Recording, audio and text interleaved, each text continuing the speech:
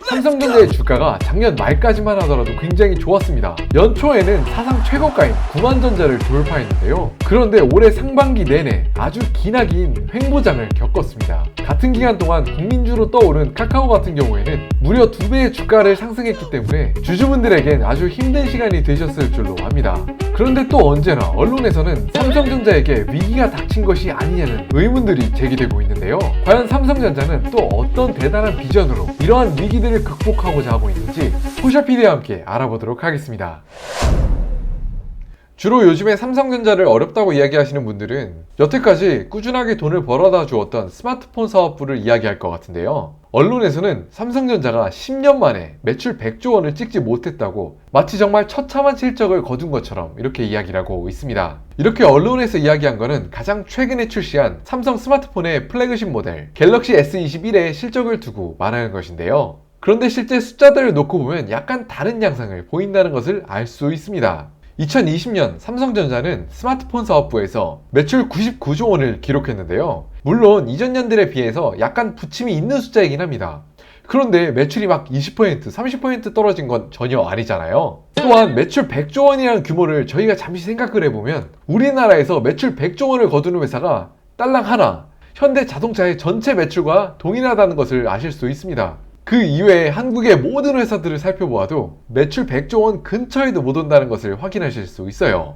이와 같은 시각 LG전자가 스마트폰 사업을 접기 직전이었던 2019년, 2020년경에 연 매출 약 4조 원, 또 누적 적자가 5조 원이었던 것을 비교해보면 삼성전자의 스마트폰 사업부가 실적이 부진한 것과는 굉장히 거리가 먼 것을 확인할 수 있습니다. 아니 삼성전자가 매출을 99조 원 내고 못한 거였으면 LG전자는 정말 말로 표현할 방법이 없죠. 그러한 점들을 따져보았을 때에는 이미 과포화가 진행되고 있는 스마트폰 시장에서 이 정도의 성과만 거두어 준 것만 하더라도 굉장히 괜찮은 실적을 유지하고 있다고 생각이 듭니다. 그런데 또 이번에는 언론에서 미국의 메모리 반도체 회사 마이크론이 한국의 삼성전자와 SK하이닉스의 자존심을 짓밟았다는 이야기가 나오고 있습니다. 메모리 반도체 시장 같은 경우에는 한국의 삼성전자 또 SK하이닉스가 전 세계에서 압도적인 점유율을 거두면서 굉장히 승승장구해왔던 시장이었죠. 뿐만 아니라 삼성전자가 거두고 있는 대부분의 영업이익이 바로 반도체 중에서도 메모리 사업에서 나오기 때문에 삼성전자의 주주이시거나 투자할 계획이 있으신 분들이라면 최소한 해당 뉴스에 대한 사실 확인 정도는 해놓아야 마음이 편할 것 같습니다. 도대체 마이크론이 어떻게 삼성전자의 콧대를 눌러줬나 확인해보니까 바로 마이크론이 삼성전자보다도 한 발자국 더 빠르게 더 작은 나노 단위의 D램에 최초로 양산에 성공했다고 합니다. 많은 분들이 이미 아시겠지만 반도체 관련 뉴스를 살펴보면 항상 나오는 단어가 있죠. 바로 나노입니다. 반도체 회사들은 왜 하필이면 더 작고 더 미세한 규모의 반도체 공정에 힘쓰고 있는 걸까요? 이를 간단하게 설명드려보자면 반도체에 집적되는 회로 단위가 작으면 작을수록 생산자 입장에선 생산성이 향상되어서 경쟁력을 얻고요. 또 그 반대로 소비자 입장에선 전력 면에서 더욱 효율적인 기기를 사용할 수 있습니다. 저희가 기억을 되짚어보면 10년 전까지만 하더라도 노트북이 3시간, 4시간 이상 가기가 굉장히 어려웠는데 최근에 출시되는 노트북들을 보면은 올데이나 24시간 이렇게 굉장히 오래 가는 것을 확인할 수 있습니다. 이런 모바일 기기의 향상이 사실 배터리 기술이 향상되기도 했지만 사실 배터리의 기술 향상은 다른 하드웨어 산업에 비해서 굉장히 발전이 느립니다. 바로 이 CPU나 메모리의 전력 효율이 굉장히 높아졌기 때문에 기기들이 잡아먹는 전력이 훨씬 더 적어졌고 또 그럴 수 있기 때문에 저희가 이렇게 모바일 기기를 훨씬 더 오래 사용할 수 있게 된 것입니다. 이렇게 개인 단위 뿐만 아니라 그 규모가 정말 엄청나게 큰 클라우드 서비스와 같은 경우에는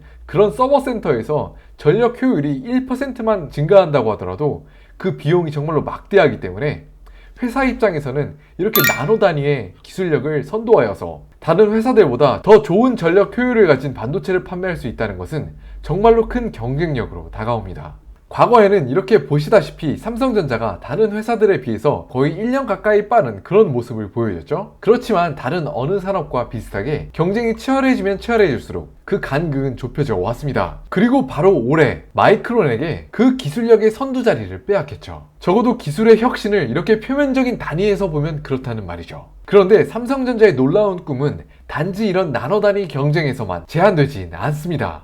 바로 몇 년 전부터 삼성전자가 거듭 추진해왔던 프로젝트가 있는데요. 바로 이런 메모리 반도체 공정에서도 기존에는 시스템 반도체 회사들만이 사용하던 EUV 장비를 본격적으로 도입하고자 하는 꿈을 이루어냈습니다. 참고로 재미삼아 말씀드리자면 여기 앞에 보이시는 이 EUV 장비의 가격은 무려 1,500억에서 2,000억 단위의 돈이 들어간다고 해요. 실제로 올 초에 SK 하이닉스의 공시 자료를 보면 이런 EUV 장비가 들어간 공장을 짓는데 무려 4조 5천억이 투입되었다는 그런 자료가 있었습니다. 인터넷에 많이 돌아다녔던 짤로 바로 이재용 회장이 이 공장을 지을 돈이면 인천국제공항을 2개에서 3개나 지을 수 있다는 그런 재밌는 말을 문재인 대통령에게 건넨 적이 있었습니다. 정말 얼마나 대단한 규모인지 상상이 되시나요? 그런 대단한 규모의 장비를 삼성전자는 왜 하필이면 전 세계에서 처음으로 이런 메모리 반도체 공정에 투입하고자 결정했을까요? 굉장히 중요하고도 비싼 결정이었을 텐데 말이죠. 실제로 EUV 공정이 적용된 메모리 반도체의 실제 스펙이 공개되었는데요. 이런 여러가지 사양 중에서도 특히 주목해야 할 부분은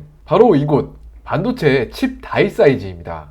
EUV 공정을 적용하기 전 다이 사이즈에서는 삼성전자가 마이크론에 비해서 약 10% 정도 작은 칩 다이 사이즈를 보유했었죠. 칩의 다이 사이즈가 작다는 의미는 쉽게 말해서 웨이퍼 한 장에서 뽑아낼 수 있는 칩이 양이 많아진다는 뜻인데요. 이는 곧 회사의 메모리 반도체 상품의 생산성과 경쟁력이 모두 높아진다는 뜻입니다. 즉 작을수록 좋다는 의미죠. 그런데 이 표에서 가장 오른쪽에 보이는 이번 EUV 공정을 통해서 뽑아져 나온 메모리 반도체의 다이 사이즈가 보이시나요? 무려 경쟁사 마이크론보다 40% 가까이 작은 다이 사이즈를 보여주는 것을 확인할 수 있습니다. 물론 가장 많이 생산하고 있는 16기가와 이제 공정이 시작해서 먼저 안정화를 갖춘 12기가의 비교임은 감안해야겠지만 생산성 면에서 압도적인 차이를 보여주고 있는 것을 확인할 수 있습니다. 시청자 선생님들께서 이런 삼성전자의 기술의 격차를 더욱 현격하게 느끼실 수 있도록 사진 자료를 한번 가져와 보았는데요. 삼성 D램에 EUV 장비를 적용하기 전의 패턴, EUV 공정을 적용한 후의 패턴을 가져와 보았습니다. 정말 저희가 딱 한눈에 보이기에도 훨씬 더 정밀한 공정 과정을 거친 그런 패턴인 것을 확인할 수 있습니다. 미세화와 더불어 정확함이 생명인 반도체 산업에 있어서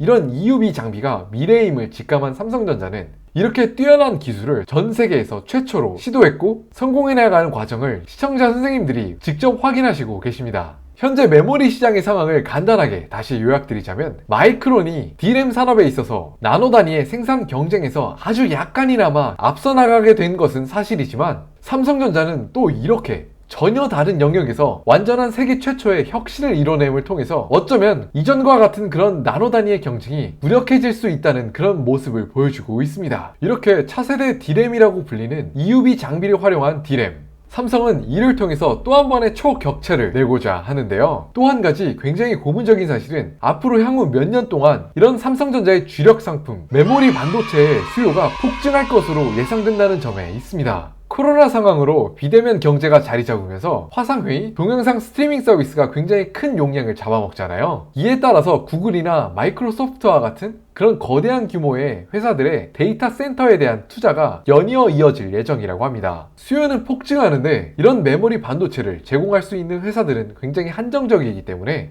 2018년에 메모리 슈퍼사이클로 인해서 삼성전자가 굉장히 큰 수혜를 봤죠. 바로 이때 삼성전자가 전 세계에서 영업이익으로 3위에 랭크되기도 했습니다. 이런 황금빛의 역사가 되풀이되는 것이 아니냐 하는 그런 기대감이 점쳐지고 있습니다. 오늘의 내용을 요약해드리자면 분명히 삼성전자에게 위협적인 요소들은 있지만 그런 위험 요인들을 하나하나 살펴보면 삼성전자의 본질에 그렇게 큰 영향을 주는 것이 아니라는 것을 확인할 수 있었고 오히려 삼성전자는 미래를 향한 큰 그림을 그리면서 한 발 한 발 성큼성큼 나아가고 있습니다. 역시나 오늘도 자료들을 살펴보면서 느끼는 거지만 삼성 걱정은 할 필요가 없다는 게 느껴지네요. 오히려 제 인생 걱정이나